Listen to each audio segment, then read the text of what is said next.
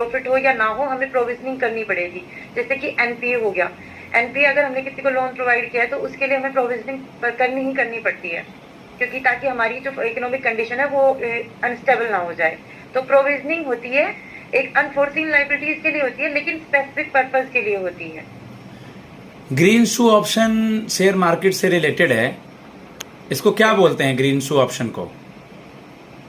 Sir green शू option एक example के तौर पे ऐसे होता है, जैसे कि एक फर्म है, उसने 100 करोड़ के शेयर्स इशू किए और उसने बैकअप ऑप्शन में 100 करोड़ और रख लिए कि अगर ज्यादा डिमांड आ जाती है, कंपनी की रेपुटेशन बहुत अच्छी है, फिर लोगों को उसके शेयर ज्यादा चाहिए, तो ऐसे ही बैकअप 100 करोड़ और रखे हुए कि अगर 200 करोड़ की डिमांड आ जाती है तो उससे मीटअप कर सके। तो ग्रीन शू ऑप्शन एक बैकअप टाइप में ही होता है। Good, very good. Word right of word सुना है? Yes sir. क्या होता है राइट ऑफ? ये सर राइट ऑफ होता है सर, जैसे कि हमारी गुडविल होती है बिजनेस की, उसको किसी भी चीज को गुडविल या फिर लोन किसी को इंस्टॉलमेंट में या फिर थोड़े थोड़े अमाउंट में कैंसिल कर देना, पे अप कर देना।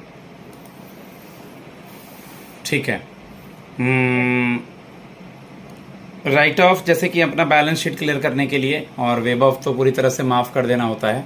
ठीक है, वे ऑफ गवर्नमेंट रखती है। Okay. Central bank of India का पीजीडीवीएफ की डिग्री करते समय में एग्जाम्स देने होंगे और भी पढ़ाई करने होंगे, तो आप ये सब चीज़ों को कर लेंगी, उसके बाद आपकी पोस्टिंग कहीं भी होगी, मैनेज कर लेंगी? Yes sir. सर पीजीडीपीएफ का जो डिप्लोमा है ये तो एक टाइप से पोस्ट ग्रेजुएशन ही है, और मैंने सिर्फ ग्रेजुएशन ही कंप्लीट करी हुई है, अभी तक मैंने पोस्ट ग्रेजुएशन नहीं की हुई है। तो मेरे लिए तो एक प्लस पॉइंट ये भी है कि मुझे पोस्ट ग्रेजुएशन की डिग्री मिल जाएगी। और सर मैं बैंकिंग में जा रही हूँ, मैं बैंक की जॉब होगी, तो मुझे पढ़ने के लिए पहले से मिल जाएगा। मैं इफ इनमें एक्सेलेंट हो जाऊंगी पहले से बैंकिंग और इकोनॉमिक्स की चीजों में, तो वो भी मुझे फायदा देगा, और बाकी भी बहुत सारी चीजों में सर मुझे फायदा ही देगा। तो इसलिए, और पोस्टिंग में कोई भी प्रॉब्लम नहीं होगी, क्योंकि मैंने नोटिफिकेशन वगैरह सब पहले से ही रीड कर लिया है। और बाकी मैंने जब तैयारी स्टार्ट की थी तब मैंने अपना माइंडसेट बना लिया था कि पोस्टिंग तो कहीं ना कहीं दूर ही होगी, और पैन इंडिया पोस्टिंग है तो कोई दिक्कत नहीं होगी सर उसमें। Good, very good. Tanvi, negotiable instrument का एग्जाम्पल क्या है, और डीडी और चेक में क्या डिफरेंस है? Yes sir. Sir negotiable instrument का एग्जांपल यही चेक और डीडी होता है, bill of exchange DD cheque होता है।